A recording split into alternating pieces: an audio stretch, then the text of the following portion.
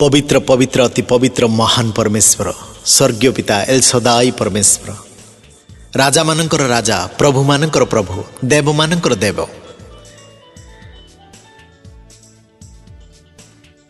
प्रिय जीशु बापा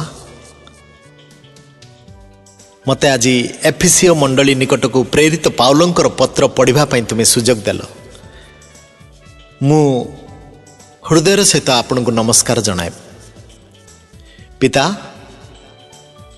यही वाक्य रे जो श्रोता माने शुणुचंदी समस्त को आशीर्वाद करंतु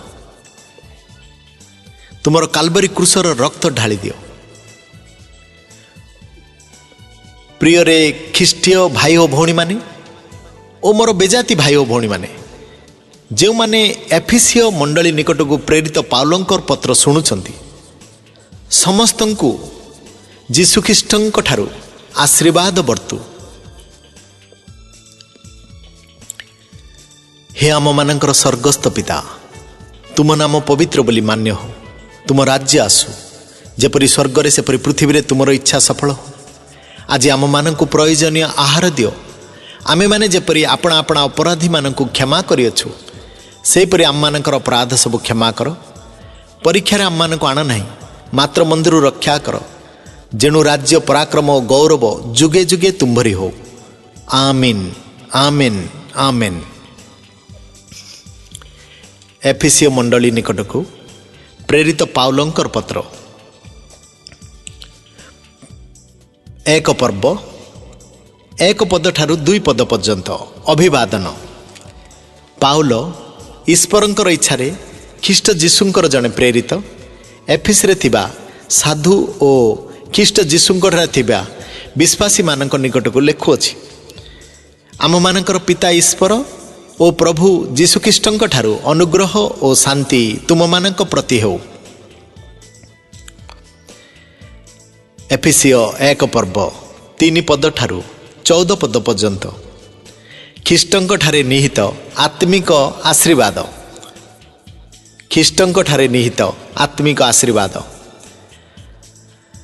आम मानकर प्रभु जीशु ख्रीष्टंक ईश्वर ओ पिता धन्य होंतु से ख्रीष्टंक ठारे आम मानक समस्त आत्मिक आशीर्वाद द्वारा स्वर्ग रे आशीर्वाद करियछंती अर्थात आमे माने जेपरी तांक साक्षात रे पवित्र ओ अनिंदनीय हो एथिपाई से जगतर पतन पूर्वे तांक ठारे आम मानक मनोनीत कले पुणी से आम मानक जीशु ख्रीष्टंक द्वारा आपणा निमंते पुत्र करने आपणा स्वच्छंद इच्छा अनुसार आम मानक प्रेम रे पूर्वर निरूपण कले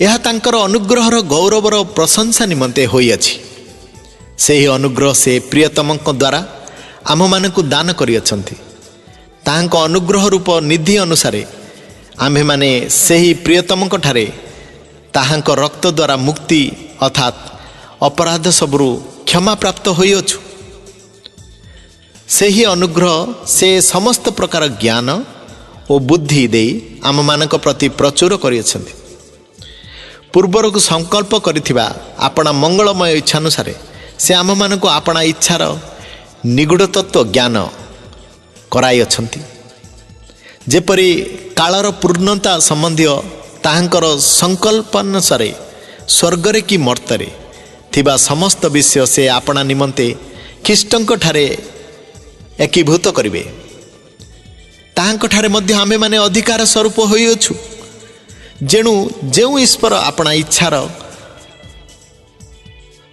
संकल्प अनुसार समस्त विषय साधन करती ताहांक अभिप्राय अनुसार आमे माने पूर्वरु निरूपित हेलु जेपरि ख्रीष्टंक ठारे पूर्वरु भरोसा करिथिलु जे आमे माने ईश्वरंकर गौरवर प्रशंसा कारण हो ताहांक ठारे तुमे माने शुद्धा सत्य वाक्य अर्थात तुम मानकर परित्राणर सुसमाचार शुणी विश्वास करी प्रतिज्ञात पवित्र आत्मांक द्वारा मध्य मुद्रांकित होइछ ईश्वरंक गौरवर प्रशंसा निमते ताहांक निजस्वर मुक्ति उद्देश्य रे से आम मानकर अधिकार बैना स्वरूप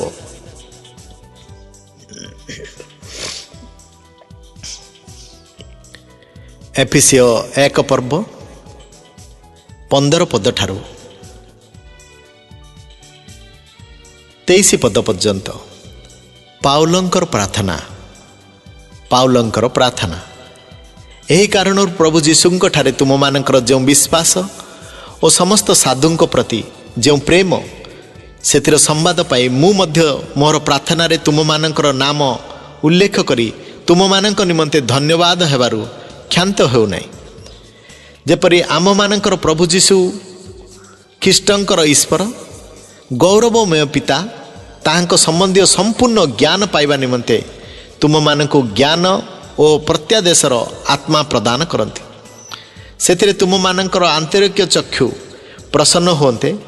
ତାହାଙ୍କ ଆହ୍ୱାନର ଭରସା କ'ଣ, ସାଧୁମାନଙ୍କ ମଧ୍ୟରେ ତାହାଙ୍କ ଅଧିକାରର ଗୌରବ ରୂପ ଧନ କ'ଣ, ପୁଣି ବିଶ୍ୱାସ ଯେ ଆମ୍ଭେମାନେ ତାହାଙ୍କ ଶକ୍ତିର କାର୍ଯ୍ୟସାଧକ ପରାକ୍ରମ ଅନୁସାରେ ଆମମାନଙ୍କ ପ୍ରତି ତାହାଙ୍କ ଶକ୍ତିର ଅତ୍ୟାଧିକ ମହତ୍ଵ କ'ଣ, ଏହିସବୁ ଜାଣିପାର। ସେହି ଶକ୍ତି ସେ ଖ୍ରୀଷ୍ଟଙ୍କ ଠାରେ ସାଧନ କରି ତାହାଙ୍କୁ ମୃତମାନଙ୍କ ମଧ୍ୟରୁ ଉଠାଇ ସମସ୍ତ ଅଧିପତି, କର୍ତ୍ତାପଣ, ଶକ୍ତି, ପ୍ରଭୁତ୍ୱ, ପୁଣି ଇହକାଳ ଓ ମଧ୍ୟ ପରକାଳରେ ଯେତେ ନାମ ଖ୍ୟାତ ସେ ସମସ୍ତଙ୍କ ଉପରେ ତାହାଙ୍କୁ ଉନ୍ନତ କରାଇ ସ୍ୱର୍ଗରେ ଆପଣା ଦକ୍ଷିଣ ପାର୍ଶ୍ୱରେ ଉପବେଶନ କରାଇଲେ। ଆଉ ସମସ୍ତ ବିଷୟ ତାଙ୍କର ପାଦ ତଳେ ବଶୀଭୂତ କରି ରଖି ତାଙ୍କୁ ସର୍ବ ବିଷୟର ମସ୍ତକ ସ୍ୱରୂପେ ମଣ୍ଡଳୀକୁ ଦାନ କଲେ। ସେହି ମଣ୍ଡଳୀ ତାହାଙ୍କ ଶରୀର ସ୍ୱରୂପ, ଅର୍ଥାତ୍ ଯେ ସମସ୍ତ ବିଷୟକୁ ସର୍ବତ ଭାବରେ ପୂର୍ଣ୍ଣ କରନ୍ତି ତାହାଙ୍କର ପୂର୍ଣ୍ଣତା।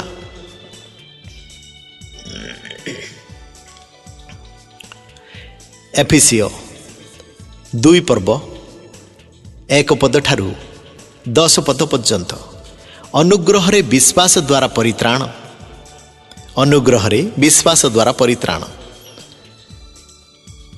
ଏହି ସଂସାରର ଭାବ ଅନୁସାରେ ପୁଣି ଆକାଶମଣ୍ଡଳର ରାଜ୍ୟର ଅଧିପତି ଅର୍ଥାତ୍ ଯେଉଁ ଆତ୍ମା ଏବେ ହିଁ ଅନାଜ୍ଞବହ ସନ୍ତାନମାନଙ୍କ ଠାରେ କାର୍ଯ୍ୟ ସାଧନ କରୁଅଛି, ତାଙ୍କ ଇଚ୍ଛା ଅନୁସାରେ ତୁମେମାନେ ମଧ୍ୟ ପୂର୍ବରେ ଆଚରଣ କରି ଅପରାଧ ଓ ପାପରେ ମୃତ ଥିଲ।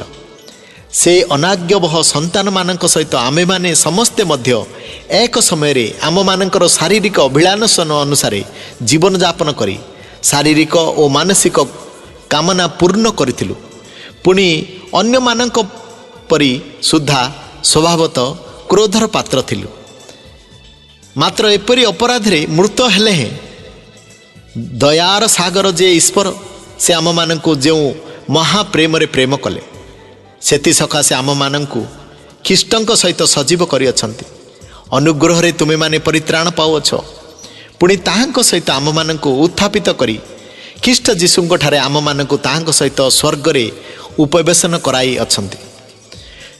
ଯେପରି ଖ୍ରୀଷ୍ଟ ଯେଉଁଠାରେ ସେ ଆମମାନଙ୍କ ପ୍ରତି କରୁଣା କରି ଆଗାମୀ ଯୁଗରେ ଆପଣା ଅନୁଗ୍ରହର ଅତ୍ୟଧିକ ଧନ ପ୍ରକାଶ କରନ୍ତି। କାରଣ ଅନୁଗ୍ରହରେ ବିଶ୍ୱାସ ଦ୍ୱାରା ତୁମେମାନେ ପରିତ୍ରାଣ ପାଇଅଛ। ତାହା ତୁମମାନଙ୍କ ନିଜଠାରୁ ହୋଇନାହିଁ, ତାହା ଈଶ୍ୱରଙ୍କର ଦାନ, କ୍ରିୟାକର୍ମରୁ ନୁହେଁ, ଯେପରି କେହି ଦର୍ପ ନ କରେ। କାରଣ ଆମେମାନେ ତାହାଙ୍କ ରଚନା, ଯେ ସମସ୍ତ ସତ୍କାର୍ଯ୍ୟ ଆମେମାନେ କରିବୁ ବୋଲି ଈଶ୍ୱର ପୂର୍ବରୁ ଆୟୋଜନ କରିଥିଲେ, ଆଚରଣରେ ସେହିସବୁ ସାଧନ କରିବା ନିମନ୍ତେ ଖ୍ରୀଷ୍ଟ ଯୀଶୁଙ୍କ ଠାରେ ସ୍ପଷ୍ଟ।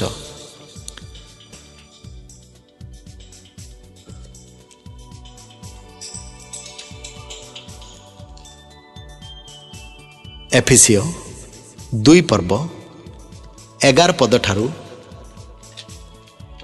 22 ପଦ ପର୍ଯ୍ୟନ୍ତ ଖ୍ରୀଷ୍ଟଙ୍କ ଠାରେ ଏକ।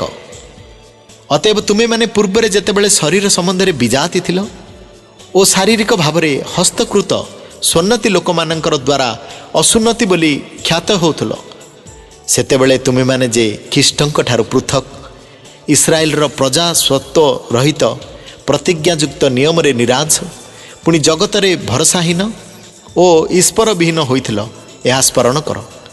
କିନ୍ତୁ ପୂର୍ବେ ଦୂରରେ ଥିଲ ଯେ ତୁମେମାନେ ଏବେ ଖ୍ରୀଷ୍ଟ ଯୀଶୁଙ୍କ ଠାରେ ତାହାଙ୍କର ରକ୍ତ ଦ୍ୱାରା ନିକଟସ୍ଥ ହୋଇଅଛ। କାରଣ ସେ ତ ଆମ୍ଭମାନଙ୍କର ଶାନ୍ତି ଓ ଶତ୍ରୁତା ସ୍ୱରୂପ ମଧ୍ୟବର୍ତ୍ତୀ ବିଚ୍ଛେଦ ପ୍ରାଚୀର ଭଗ୍ନ କରି उभय को एक करियछन्ति।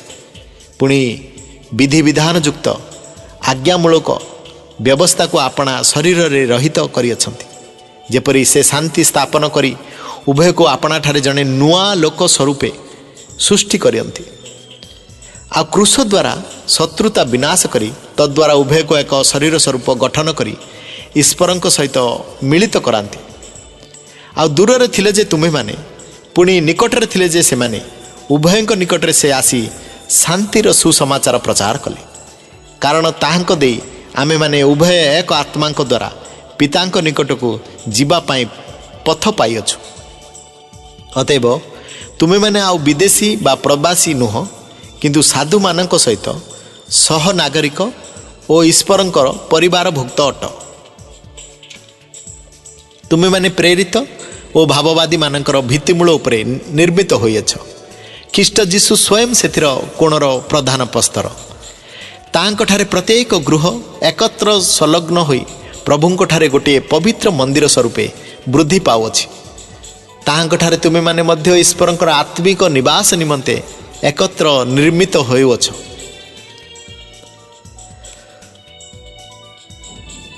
एफिसियो पुस्तक 3 पर्व 1 पद ठारू 13 पद पर्यंत।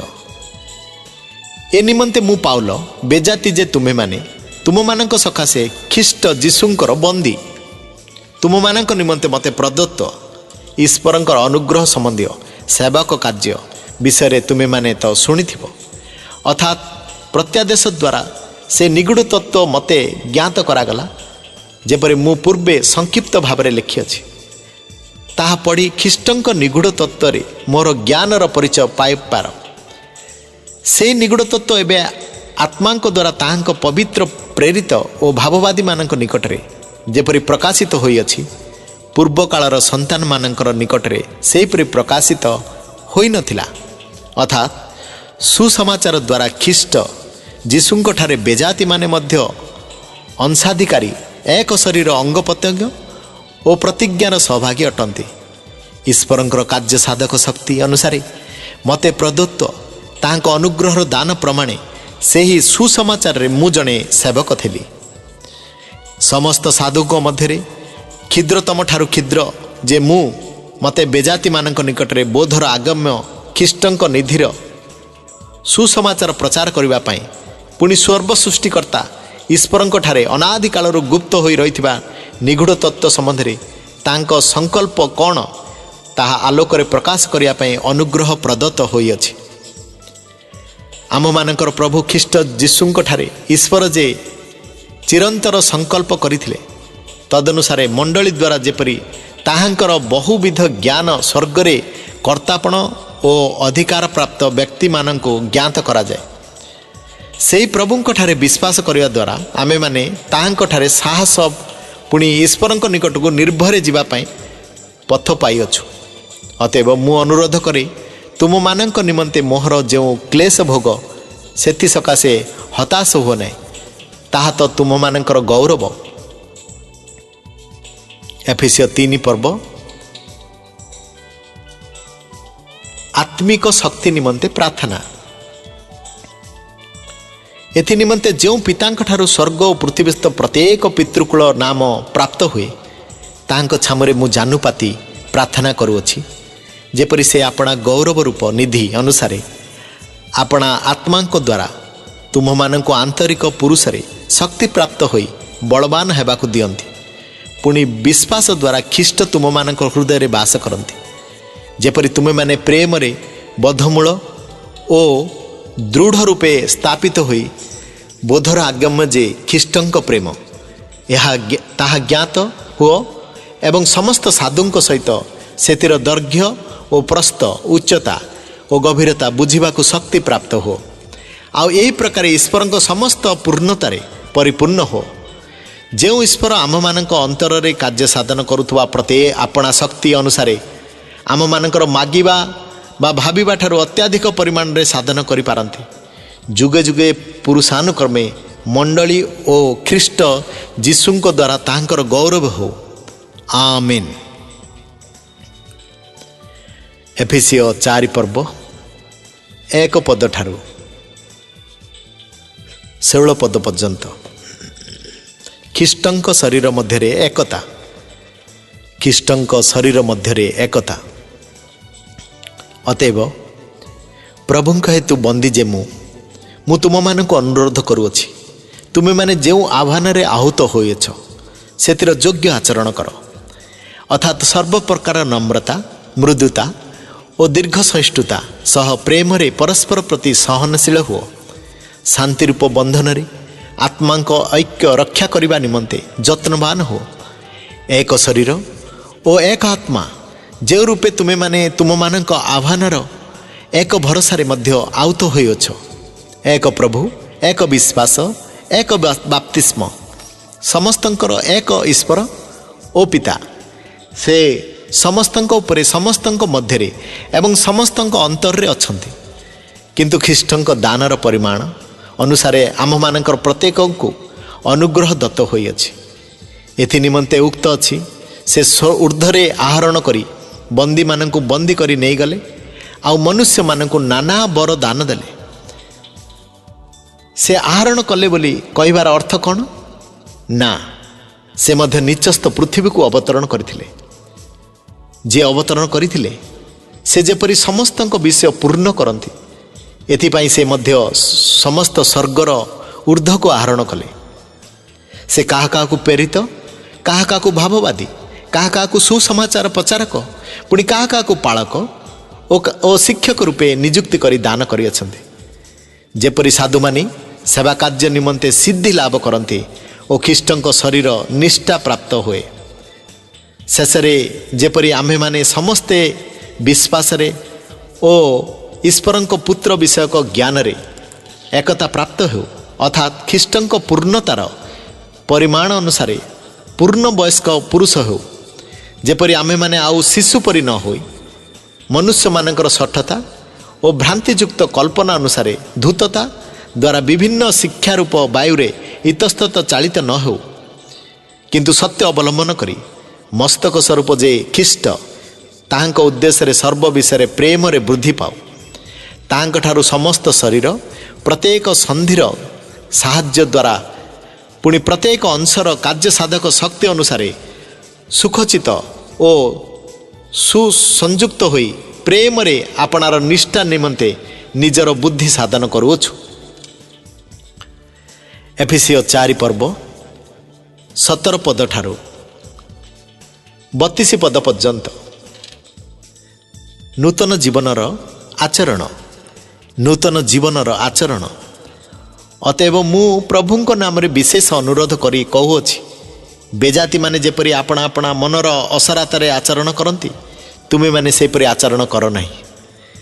ସେମାନେ ଆପଣାମାନଙ୍କଠାରେ ଥିବା ଅଜ୍ଞାନତା ହେତୁ ଓ ନିଜ ନିଜର ହୃଦୟର ଜଡ଼ତା ହେତୁ ଆପଣା ଆପଣା ବୁଦ୍ଧିରେ ଅନ୍ଧକାରଚ୍ଛନ୍ନ, ପୁଣି ଈଶ୍ୱରଙ୍କ ଜୀବନରୁ ବିଚ୍ଛିନ୍ନ ହୋଇଅଛନ୍ତି। ସେମାନେ ଜଡ଼ବତ୍ ହୋଇ ଧନ ଲୋଭରେ ଆସକ୍ତ ହେବା ସଙ୍ଗେ ସଙ୍ଗେ ସର୍ବପ୍ରକାର ଅଶୁଚି କର୍ମ କରିବା ନିମନ୍ତେ ଆପଣା ଆପଣାକୁ କାମୁକତାରେ ସମର୍ପଣ କରିଅଛନ୍ତି। କିନ୍ତୁ ତୁମେମାନେ ଖ୍ରୀଷ୍ଟଙ୍କୁ ସେ ପ୍ରକାର ଶିକ୍ଷା କରିନାହଁ। ତୁମେମାନେ ତ ତାଙ୍କ ବିଷୟ ଶୁଣିଅଛ, ପୁଣି ଯୀଶୁଙ୍କ ସମ୍ବନ୍ଧୀୟ ସତ୍ୟ ଅନୁସାରେ ତାହାଙ୍କ ସହଭାଗିତାରେ ଥାଇ ଶିକ୍ଷିତ ହୋଇଅଛ। ଅର୍ଥାତ୍ ତୁମେମାନେ ତୁମମାନଙ୍କ ପୁରାତନ ଆଚରଣ ସମ୍ବନ୍ଧରେ ଯେଉଁ ପୁରାତନ ସ୍ୱଭାବ ପ୍ରବଞ୍ଚନାର ବିଳାସିତା ଅନୁସାରେ ଅଧିକରୁ ଅଧିକ ଭ୍ରଷ୍ଟ ହୋଇଅଛି, ତାହାକୁ ପରିତ୍ୟାଗ କରିବାକୁ, ପୁଣି ତୁମେମାନେ ମନରେ ନୂତନୀକୃତ ହୋଇ ଯେଉଁ ନୂତନ ସ୍ୱଭାବ ଈଶ୍ୱରଙ୍କ ପ୍ରତିମୂର୍ତ୍ତିରେ ଧାର୍ମିକତା ଓ ସତ୍ୟର ପବିତ୍ରତାରେ ସୃଷ୍ଟି ହୋଇଅଛି, ତାହା ପରିଧାନ କରିବାକୁ ଶିକ୍ଷିତ ହୋଇଅଛ। ଅତଏବ ମିଥ୍ୟା ପରିତ୍ୟାଗ କରି ତୁମେମାନେ ପ୍ରତ୍ୟେକ ଜଣ ଆପଣା ଆପଣା ପ୍ରତିବାସୀ ସହିତ ସତ୍ୟ ଆଳାପ କର, କାରଣ ଆମ୍ଭେମାନେ ପରସ୍ପରର ଅଙ୍ଗ ପ୍ରତ୍ୟଙ୍ଗ। କ୍ରୋଧ ହେଲେ ପାପ କର ନାହିଁ। ସୂର୍ଯ୍ୟ ଅସ୍ତ ନ ହେଉଣୁ କ୍ରୋଧ ପରିତ୍ୟାଗ କର, ପୁଣି ଶୈତାନକୁ ସ୍ଥାନ ଦିଅ ନାହିଁ। ଚୋର ଆଉ ଚୋରି ନ କରୁ, ବରଞ୍ଚ ଅଭାବଗ୍ରସ୍ତ ଲୋକଙ୍କୁ ଦାନ କରିବା ନିମନ୍ତେ ଯେପରି ତା ପାଖରେ କିଛି ଥାଇପାରେ, ଏଥି ନିମନ୍ତେ ନିଜ ହାତରେ ଉତ୍ତମ କାର୍ଯ୍ୟ କରି ପରିଶ୍ରମ କରୁ। ତୁମମାନଙ୍କ ମଧ୍ୟରୁ କୌଣସି କୁବାକ୍ୟ ନିର୍ଗତ ନ ହେଉ, ବରଞ୍ଚ ଆବଶ୍ୟକତା ଅନୁସାରେ ନିଷ୍ଠାଜନକ ବାକ୍ୟ ନିର୍ଗତ ହେଉ। ଯେପରି ତାହା ଶ୍ରୋତାମାନଙ୍କର ଅନୁଗ୍ରହ ପକ୍ଷରେ ହିତଜନକ ହୁଏ। ଆଉ ଈଶ୍ୱରଙ୍କର ଯେଉଁ ପବିତ୍ର ଆତ୍ମାଙ୍କ ଦ୍ୱାରା ତୁମେମାନେ ମୁକ୍ତି ଦିବସ ନିମନ୍ତେ ମୁଦ୍ରାଙ୍କିତ ହୋଇଅଛ, ତାହାକୁ ଦୁଃଖ ଦିଅ ନାହିଁ। ସମସ୍ତ ପ୍ରକାର କଟୁଭାବ, ରାଗ, କ୍ରୋଧ, କଳହ ଓ ନିନ୍ଦା, ପୁଣି ସମସ୍ତ ପ୍ରକାର ହିଂସା ତୁମମାନଙ୍କ ଠାରୁ ଦୂର ହେଉ। ଆଉ ପରସ୍ପର ପ୍ରତି ସଦୟ ହୁଅ, କୋମଳ ହୃଦୟ ହୁଅ। ପୁଣି ଈଶ୍ୱର ଖ୍ରୀଷ୍ଟଙ୍କ ଠାରେ ତୁମମାନଙ୍କୁ ଯେପରି କ୍ଷମା କଲେ, ସେହିପରି ପରସ୍ପରକୁ କ୍ଷମା କର। ଏଫେସିୟ 5 ପର୍ବ 1 ପଦ ଠାରୁ 20 ପଦ ପର୍ଯ୍ୟନ୍ତ। ପ୍ରେମରେ ଆଚରଣ। ପ୍ରେମରେ ଆଚରଣ। ଅତଏବ ପ୍ରିୟ ସନ୍ତାନମାନଙ୍କ ପରି ଈଶ୍ୱରଙ୍କର ଅନୁକାରୀ ହୁଅ। ଖ୍ରୀଷ୍ଟ ଯେପରି ତୁମମାନଙ୍କୁ ପ୍ରେମ କଲେ, ପୁଣି ଆମମାନଙ୍କ ନିମନ୍ତେ ଈଶ୍ୱରଙ୍କର ଉଦ୍ଦେଶ୍ୟରେ ସୁଗନ୍ଧି ନୈବେଦ୍ୟ ଓ ବଳି ସ୍ୱରୂପେ ଆପଣାକୁ ଉତ୍ସର୍ଗ କଲେ, ସେହିପରି ପ୍ରେମରେ ଆଚରଣ କର। କିନ୍ତୁ ବ୍ୟଭିଚାର, ସମସ୍ତ ପ୍ରକାର ଅଶୁଚିତା କିମ୍ବା ଲୋଭ ଏସବୁ ନାମରେ ସୁଦ୍ଧା ତୁମମାନଙ୍କ ମଧ୍ୟରେ ସ୍ଥାନ ନ ପାଉ। ତାହା ସାଧୁମାନଙ୍କ ପକ୍ଷରେ ଅନୁଚିତ। ପୁଣି ଯାହା ଯାହା ଅନୁପଯୁକ୍ତ, ଏପରି କୁତ୍ସିତ ବ୍ୟବହାର ବା ଅସାର କଥା ବା ହାସ୍ୟ ପରିହାସ ତୁମମାନଙ୍କ ମଧ୍ୟରେ ନ ହେଉ, ବରଂ ଧନ୍ୟବାଦ ଦିଆଯାଉ। କାରଣ ତୁମେମାନେ ନିଶ୍ଚୟ ରୂପେ ଜାଣ ଯେ କୌଣସି ବ୍ୟଭିଚାରୀ ବା ଅଶୁଦ୍ଧଚାରୀ ବ୍ୟକ୍ତି ବା ଲୋଭୀ, ସେ ତ ଦେବପୂଜକ, ଏମାନଙ୍କର ଖ୍ରୀଷ୍ଟ ଓ ଈଶ୍ୱରଙ୍କର ରାଜ୍ୟରେ ଅଧିକାର ନାହିଁ। କେହି ତୁମମାନଙ୍କୁ ଅସାର କଥାରେ ନ ଭୁଲାଉ, କାରଣ ଏ ସମସ୍ତ କୁକର୍ମ ହେତୁ ଅନାଜ୍ଞବହ ସନ୍ତାନମାନଙ୍କ ଉପରେ ଈଶ୍ୱରଙ୍କର କ୍ରୋଧ ବତେ। ଅନାଜ୍ଞବହ ସନ୍ତାନମାନଙ୍କ ଉପରେ ଈଶ୍ୱରଙ୍କର କ୍ରୋଧ ବର୍ତ୍ତେ।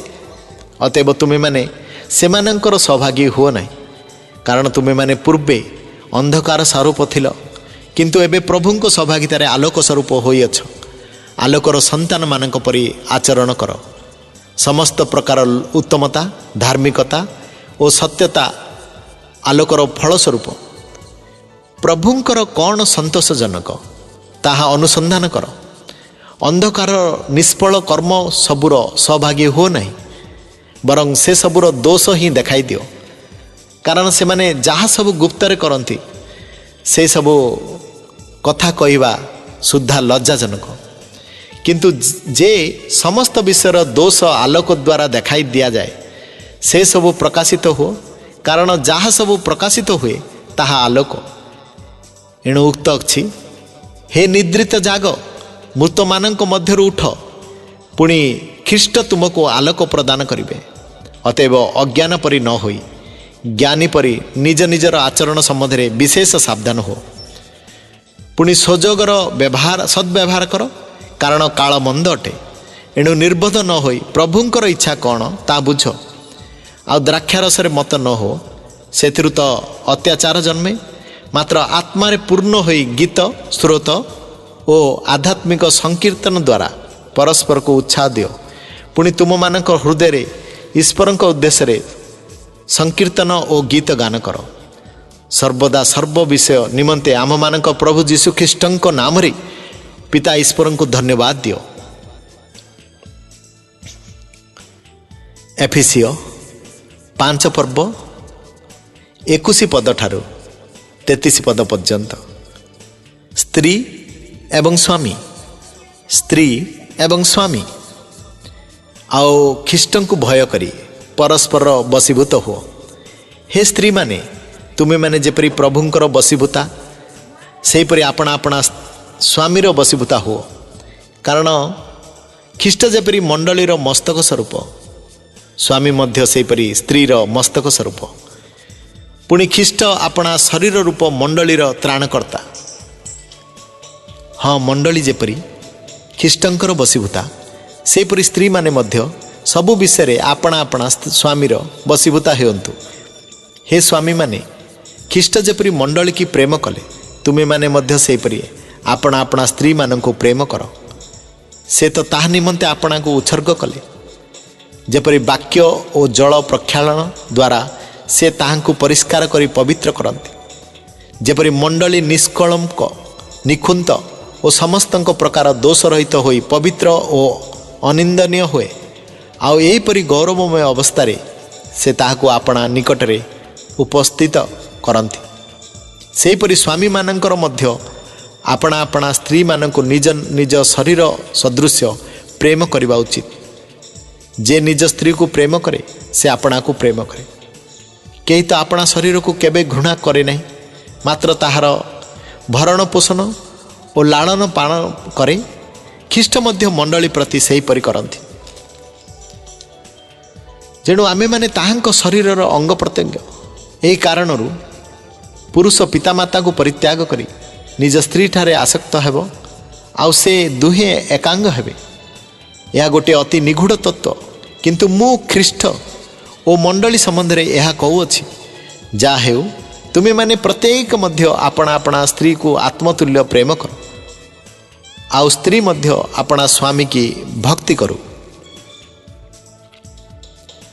एफिसियो 6 पर्व 1 पद ठारू 4 पद पर्यंत पितामाता एवं संतान। पितामाता एवं संतान। हे पिला माने प्रभुंक सकाशे आपणा आपणा पितामातांकर आज्ञाबह हो, कारण ताहा यथार्थ। आपणा पितामाता को समदर कर, यह प्रतिज्ञायुक्त गोटे प्रधान आज्ञा। जेपरि तुम्हार मंगल हेब, आउ तुम्हें माने पृथ्वी रे दीर्घायु हब। पुणी हे पिता माने आपणा आपणा पिला मानंको विरक्त कर नहीं, मात्र से मानंको प्रभुंक शिक्षा और चेतना द्वारा प्रतिपालन कर। एफिसियो 6 पर्व 5 पद ठारू 9 पद पर्यंत कृतदास एवं मुनिब।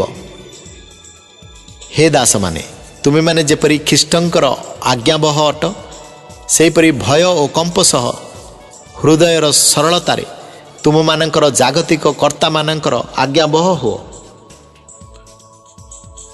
मनुष्य को संतुष्ट कलापरि दुष्टि आगे ताहा कर नाही, किंतु ख्रीष्टंकर दास परि अंतर सह ईश्वरंकर इच्छा साधन कर।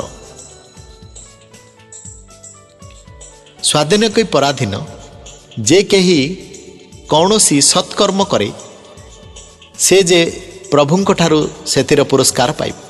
यह जानी मनुष्यर सेवा कलापरि नुहे, मात्र प्रभुंक सेवा कलापरि स्वच्छंदरे सेवा कर। आउ हे कर्ता माने सेहीपरि भावे सेमानंकर प्रति व्यवहार कर। तर्जन गर्जन करिवारु निर्भूत हो। सेमानंक ओ सेमानंकर तुम मानंकर उभयंकर प्रभु जे स्वर्ग रे अछंती, पुणी ताहांक निकटरे कौनसी मुखापेका नाही, यह जान। एफिसियो 6 पर्व 10 पद ठारू 20 पद पर्यंत ईश्वर दत्त समस्त सजा। ईश्वर दत्त समस्त सजा। शेष कथा यही प्रभुंक ठारू शक्ति प्राप्त होई ताहांक पराक्रम रे बलवान हो। तुमे माने जेपरि शैतानकर समस्त चतुरी विरुद्ध रे दंडायमान होई पार, एथि निमंते ईश्वर दत्त समस्त सज्जारे आपणा आपणा को सुसज्जित कर।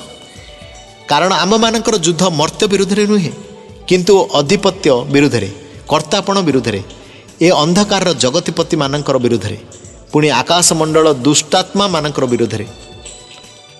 एणु तुमे माने जेपरि दुर्धन रे प्रतिरोध करी सर्वजयी होई अटल रही पार, एथि निमंते ईश्वर दत्त समस्त सजा ग्रहण कर। अतएव सत्य रूप कटिबंधनी रे कटी बांधी धार्मिकता रूप उरस्त्राण परिधान कर। शांतिदायक सुसमाचार निमंते सुसज्जता रूप पादुका पादरे पिंधि अटल होइथा। सेति संगे संगे जाद्वारा पापात्मार अग्निबाण सबु निर्बाण करने को समर्थ हो, सेही विश्वास रूप ढाल धर। पुणी परित्राण रूप शिरस्त्राण परिधान कर ओ आत्मांक खड़ग अर्थात ईश्वरंकर वाक्य धारण कर। सर्वप्रकार प्रार्थना ओ निवेदन रे सर्वदा आत्मांक साहाय्य प्रार्थना कर। पुणी समस्त साधुंक निमंते एकांत उद्यम और निवेदन करिबारे जागी रही प्रार्थना कर। आ मो निमंते मध्य प्रार्थना कर, जेपरि सुसमाचार निमंते श्रृंखलाबद्ध राजदूत स्वरूप जे मु मते से सुसमाचार निगूढ़ तत्व साहसपूर्वक जणाइबा को प्रचार करने समय ବାକ୍ୟ ଦିଆଯିବ। ପୁଣି ମୁଁ ଯେପରି ତତ୍ ସମ୍ବନ୍ଧରେ ଯଥୋଚିତ କଥା କହିବାକୁ ସାହସ ପ୍ରାପ୍ତ ହେବି।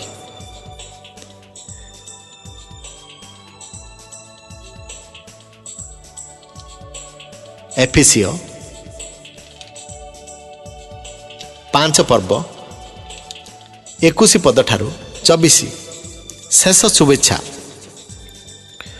ମୋହର ବିଷୟ ଅର୍ଥାତ୍ ମୁଁ କିପରି ଅଛି ଏହା ତୁମେମାନେ ମଧ୍ୟ ଯେପରି ଜାଣିପାର, ସେଥି ନିମନ୍ତେ ପ୍ରିୟ ଭ୍ରାତା ଓ ପ୍ରଭୁଙ୍କ କାର୍ଯ୍ୟରେ ବିଶ୍ୱସ୍ତ ସେବକ ଯେ ତୁଖିକ୍, ସେ ତୁମମାନଙ୍କୁ ସମସ୍ତ ବିଷୟ ଜଣାଇବେ।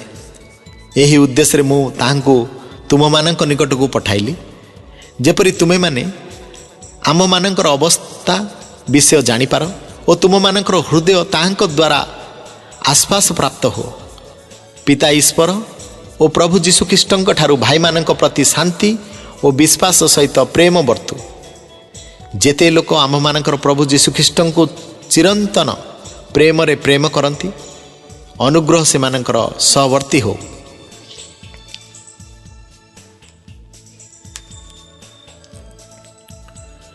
ପବିତ୍ର ପବିତ୍ର ଅତି ପବିତ୍ର ମହାନ ପରମେଶ୍ୱର ଯୀଶୁ ବାପା, ତୁମକୁ ମୁଁ ଧନ୍ୟବାଦ କରେ। ସ୍ୱର୍ଗ ସିଂହାସନ ପୃଥିବୀ ପାଦପୀଠ, ଆଜି ଯେଉଁ ଏଫେସିୟ ପୁସ୍ତକ ପଢ଼ିବା ପାଇଁ ମୋତେ ସାହାଯ୍ୟ କଲ, ଆଉ ଯେଉଁ ଶ୍ରୋତାମାନେ ଓ ମୋର ଭାଇ ଭଉଣୀମାନେ ଓ ବେଜାତି ଭାଇ ଭଉଣୀମାନେ ଯିଏ ବାକ୍ୟକୁ ଶୁଣୁଛନ୍ତି, ସମସ୍ତଙ୍କୁ ଈଶ୍ୱରଙ୍କର ଆଶୀର୍ବାଦ ବର୍ତ୍ତୁ। Patra stewardship L Sadai foundation teaching ministry gospel ମିନିଷ୍ଟ୍ରିକୁ ଆପଣମାନେ ନିରନ୍ତର ପ୍ରାର୍ଥନା କରନ୍ତୁ। ଯୀଶୁଙ୍କ ନାମରେ, ଯୀଶୁଙ୍କ ରକ୍ତରେ, କାଲଭରି କ୍ରୁସର ରକ୍ତରେ ଏ ପ୍ରାର୍ଥନା ମୁଁ ମାଗୁଛି। ହେ ଆମମାନଙ୍କର ସ୍ୱର୍ଗସ୍ଥ ପିତା, ତୁମ ନାମ ପବିତ୍ର ବୋଲି ମାନ୍ୟ ହେଉ। ତୁମ ରାଜ୍ୟ ଆସୁ, ଯେପରି ସ୍ୱର୍ଗରେ ସେପରି ପୃଥିବୀରେ ତୁମର ଇଚ୍ଛା ସଫଳ ହେଉ। ଆଜି ଆମମାନଙ୍କୁ ପ୍ରয়োଜନୀୟ ଆହାର ଦିଅ। ଆମେମାନେ ଯେପରି ଆପଣା ଆପଣା ଅପରାଧୀମାନଙ୍କୁ କ୍ଷମା କରିଅଛୁ, ସେହିପରି ଆମମାନଙ୍କର ଅପରାଧ ସବୁ କ୍ଷମା କର। ପରୀକ୍ଷାରେ ଆମମାନଙ୍କୁ ଆଣ ନାହିଁ, ମାତ୍ର ମନ୍ଦିରରୁ ରକ୍ଷା କର। ଯେଣୁ ରାଜ୍ୟ ଓ ପରାକ୍ରମ ଓ ଗୌରବ ଯୁଗେ ଯୁଗେ ତୁମ୍ଭରି ହେଉ। ଆମିନ୍, ଆମିନ୍, ଆମିନ୍।